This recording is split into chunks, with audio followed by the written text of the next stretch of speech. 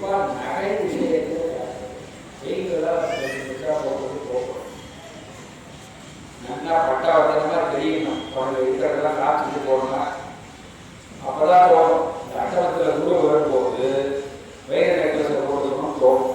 அன்னைக்கு பாதுகாப்பு வேடு வைக்கிறது போடுவோம்.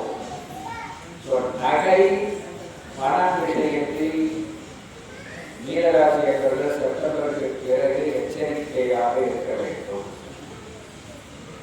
எல்லாம் பிளான் பண்ணிடணும். செப்டம்பர் 2க்குள்ளார அடுத்த வருஷத்துக்கு திட்டமிடணும் மீனராசி என்பது. அதே மாதிரி உங்களுக்கு ராகு கேது பயிற்சி சரியில்லை. குழந்தைகளை உத்தேசம் பண்ணி காலத்தி குழந்தைகள் உடம்புக்கு என்ன போகணும்.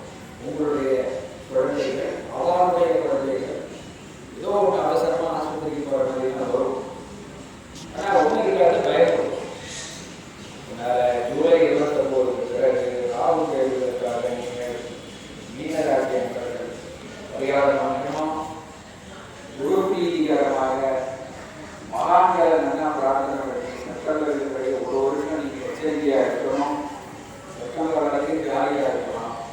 செப்டம்பருக்கு பிறகு திட்டமிட்டுக் கொள்ள வேண்டும் என்று சொல்லி மீனராசி என்பவர்களுக்கு 65% நல்ல பலன்கள் நடக்கும் என்று சொல்லி பரிகாரம் கண்டிப்பாக தேவை. ராகு கேது பரிகாரம், குரு பரிகாரம் கண்டிப்பாக தேவை என்று சொல்லி எல்லா ராசி அன்பர்களுக்கும் இந்த வருஷம் நல்ல வருஷமாக நினைத்ததெல்லாம் நடக்கக்கூடிய வருஷமாக சித்தர்களுடைய அருளாசினாலும் வேதாந்தி சுவாமிகளுடைய அருளாசினாலும் லலிதாம்பிகையினுடைய அருளாசினாலும் சில பேருக்கு ஒரு மாதிரி இருக்கு, சில பேருக்கு நல்லா இருக்கு நான் சொல்லியிருக்கேன். அதுக்கப்புறம் நீங்கள் ஒன்று புரிஞ்சுக்கணும்.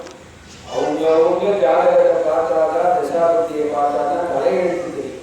நான் பார்க்கறது உங்களுடைய தலையெழுத்து.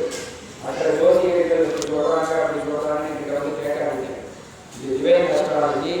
உங்கள் தலையெழுத்தை நான் பார்க்குறேன். அந்த தலையெழுத்தை சொல்லும் போது பிடிச்சது ஒன்றும் பிடிக்காது ஒத்துக்கிறோம்.